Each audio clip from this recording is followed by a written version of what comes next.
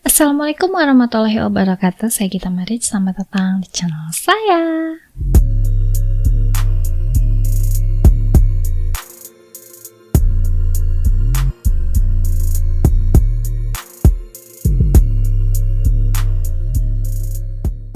Di video kali ini saya ingin sedikit cerita tentang masih berkaitan dengan Perang Dunia Kedua, di mana banyak sekali kekejaman ya kalau menurut saya. Apalagi waktu itu tuh lagi gencar-gencarnya rezim Nazi kan, yang dipimpin oleh Adolf Hitler di tahun 1933 sampai 1945.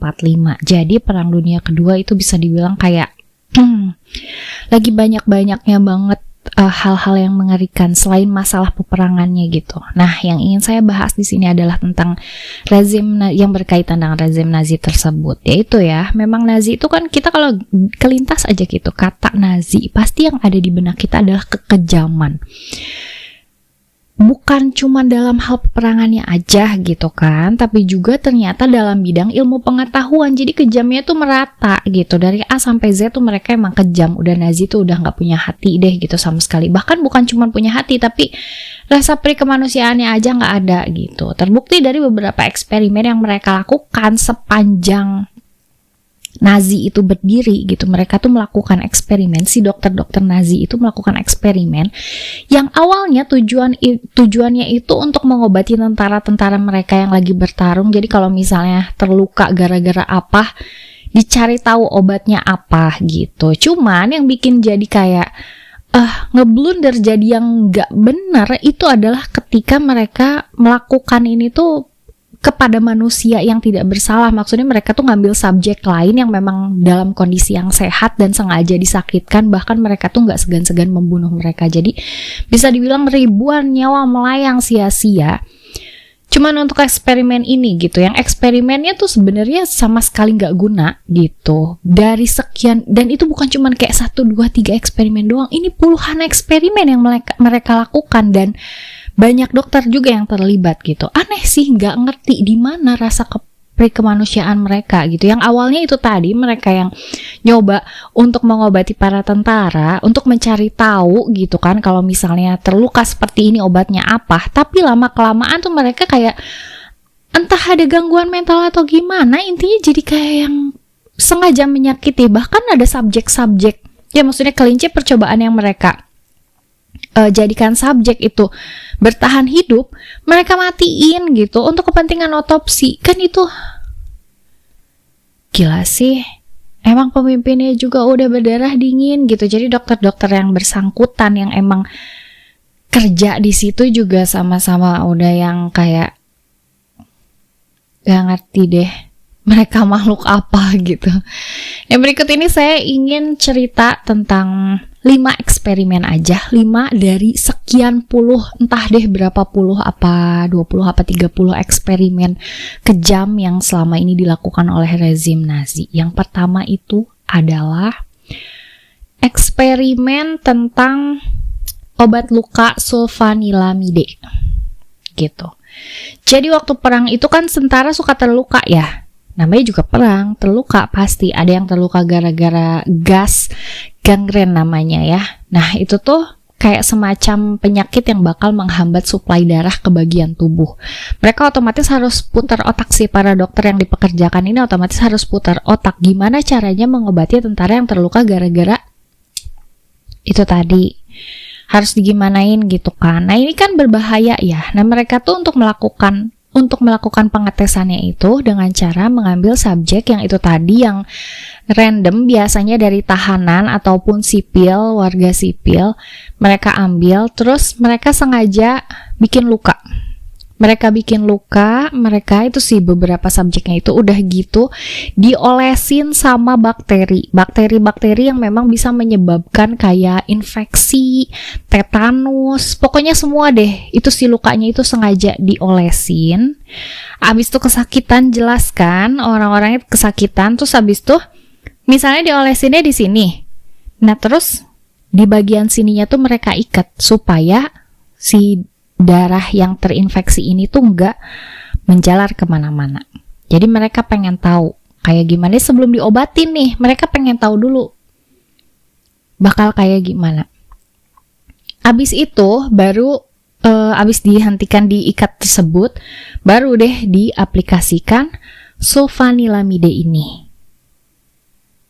Udah otomatis si subjek udah merasa kesakitan ya, dan tidak jarang juga banyak yang meninggal gara-gara eksperimen ini. Jadi bukan semata-mata kayak pengen nyari efek obatnya aja sih. Jadi mereka itu melakukan eksperimen tuh kayak kepuasan aja begitu ada yang meninggal. Bahkan itu tadi, setiap yang sembuh pun mereka matiin untuk alasan otopsi. Mereka pengen tahu. Gak habis Fikri, ya ampun. Terus yang kedua ada eksperimen ketinggian. Jadi kalau waktu perang itu kan namanya selalu selalu ada yang namanya angkatan udara. Nah gak jarang juga ketika memang pesawatnya dalam keadaan kayak urgent, harus keluar dari posisi lontar kan gitu, maksudnya harus lepas lah gitu, harus keluar dari situ. Nah mereka tuh melakukan eksperimen terhadap orang-orang yang dimasukkan ke dalam ruangan yang diatur tekanan udaranya rendah gitu, jadi di 20 km atau 20.000 meter ya, seolah-olah ada di ketinggian tersebut. Itu tuh pengen lihat reaksinya bakal seperti apa, karena ya itu tujuannya supaya tahu gimana menangani pilot-pilot yang ada di ketinggian tersebut dengan drastis gitu kan, naik ketinggiannya itu drastis gitu. Pilot yang diterjunkan langsung ke medan perang itu kasarnya tanggung jawab mereka pada para dokter. Jadi mereka supaya tahu nih cara menanganinya seperti apa, mereka lakukanlah objek penelitian itu tuh terjadi di tahun 1942. Para tahanan ini nih, si subjek ini adalah para tahanan. Nah, para tahanan ini tuh banyak yang hampir meninggal gitu. Banyak yang hampir meninggal karena kayak udah yang yang kayak karena kehabisan ini ya, maksudnya perbedaan tekanan gitu kan. Jadi kebanyakan tuh mati lemas, dan di mana yang udah lemas yang masih hidup nih, eksperimennya udah selesai, maksudnya si tekanan udaranya udah dinormalin lagi, tapi udah keburu lemas nih, tetap dibor kepalanya, dibedah isi kepalanya supaya mereka tuh pengen tahu dampak ketinggian ekstrim itu pada otak akan seperti apa. Dan itu dibedahnya tanpa anestesi dalam keadaan sadar. Tapi itu si subjek udah yang lemes banget, jadi kayak udah gue pasrah aja, mau diapain juga ujung-ujungnya juga mati gitu. Gila. Dan ini tuh ya, eksperimen ketinggian ini tuh menelan korban yang memang meninggal pada saat eksperimennya itu ada 80 orang. Subjek eksperimennya sendiri ada 200 orang. Tapi yang meninggal langsung itu 80 orang. Sementara, itu kan semuanya tahanan ya. Sementara sisanya 120 orang yang masih bisa bertahan, itu tadi yang lemes apa segala macam, itu dibunuh. Gak ngerti buat apa. Padahal tahanan juga gitu loh. Ya mungkin karena memang, ya itu rasa kemanusiaannya juga hilang ya. Udah gak ada gitu. Yang selanjutnya ada eksperimen transplantasi tubuh. Dari judulnya aja udah transplantasi, artinya memindahkan bagian tubuh seseorang ke tubuh yang lain gitu kan. Jadi dokter-dokter Nazi ini tuh tidak memiliki pengetahuan yang cukup untuk melakukan transplantasi. Jadi mereka kayak ya iya coba-coba aja gitu, coba-coba bisa nggak sih yang mereka transplantasikan itu apa? Bagian tubuh kayak tangan, kaki punya kita ke orang lain, punya orang lain ke kita. Kayak gitu. Jadi mereka tuh kayak ada juga yang dilakukan oleh tulang dan jaringan otot. Jadi ngawur gitu. Karena mereka ilmunya nggak cukup gitu. Mereka nggak cukup paham tentang ini, tapi mereka tetap melakukan karena pengen tahu. Dan subjeknya itu manusia tanpa anestesi.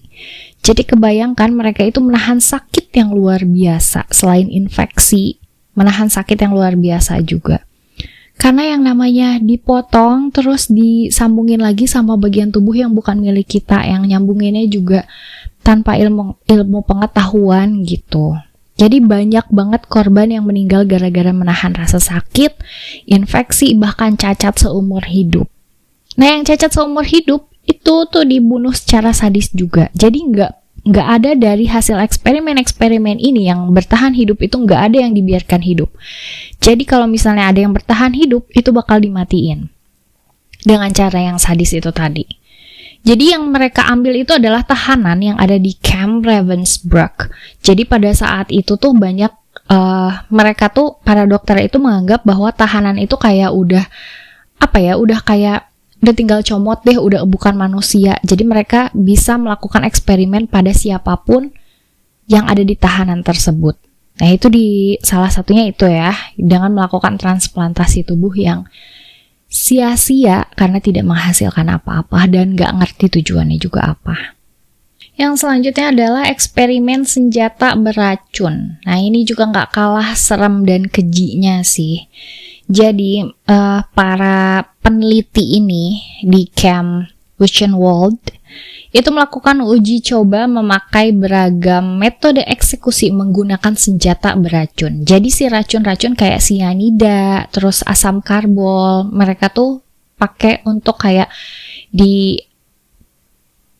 di makanan-makanan mereka, terus ditaruh dimasukin ke peluru yang nantinya tuh ditembakkan ke tahanan tersebut. Jadi si racunnya dilumuri dulu di peluru, abis itu ditembakin.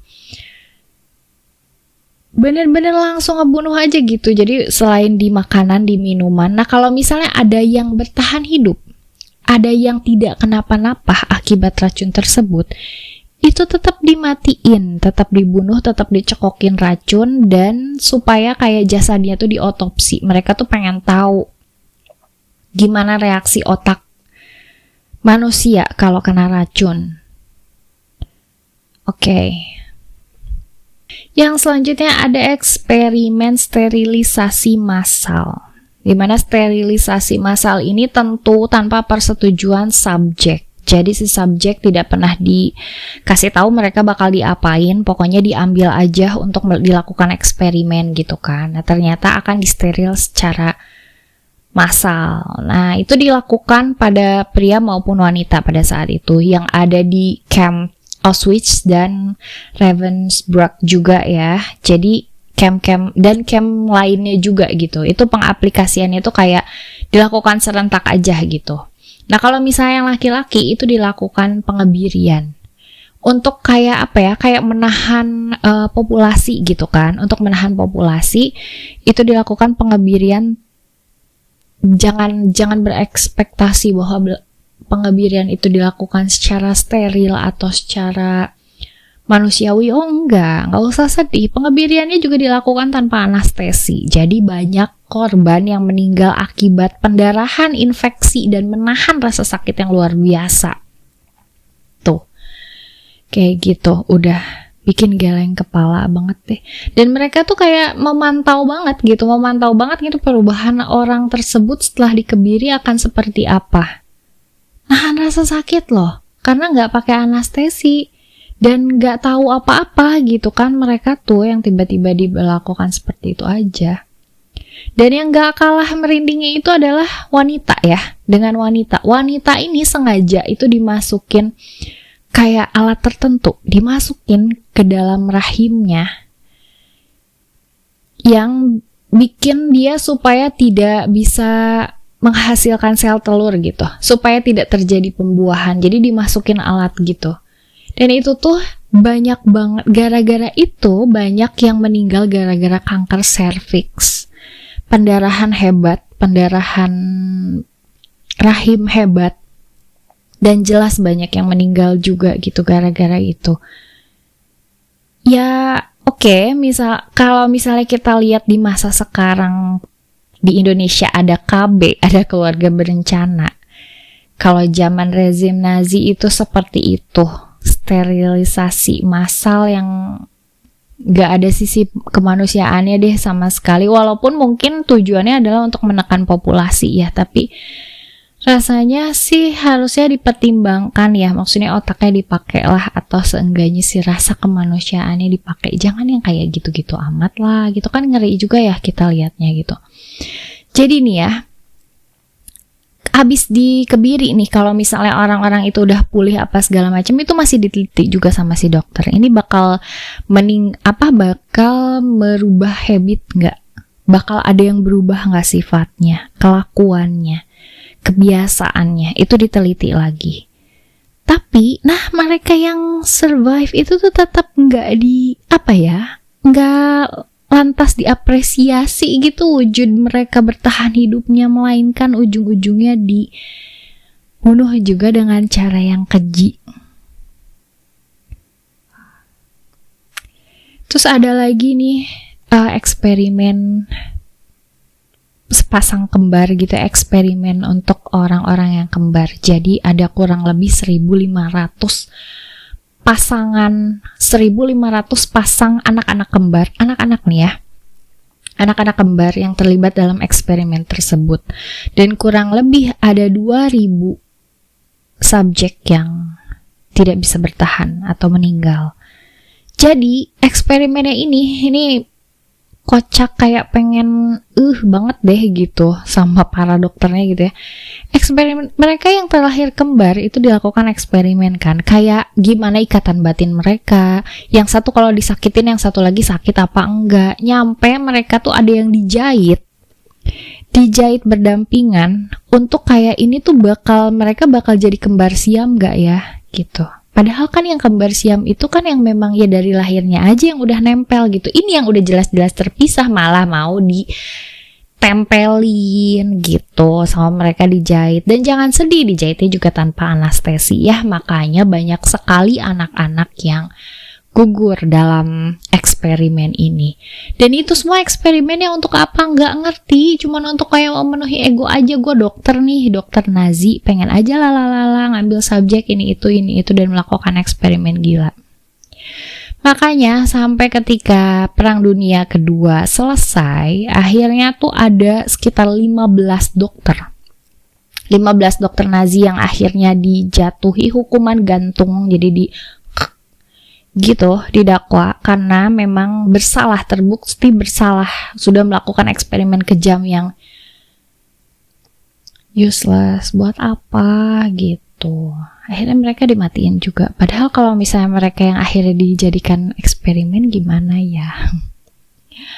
Oke teman-teman, makasih banyak udah nonton video saya kali ini. Untuk yang suka masalah eksperimen kayak gini, silahkan like, comment, share, subscribe. Sampai ketemu di video saya selanjutnya. Kalau misalnya ada yang mau nambahin, boleh ya di kolom komentar, silahkan pendapatnya. Atau misalnya pemikirannya, saya juga pengen tahu sih isi otak kalian apa. Bukan literally ya, bukan yang emang isi otak yang harus saya bedah seperti salah satu dokter rezim Nazi ini, bukan.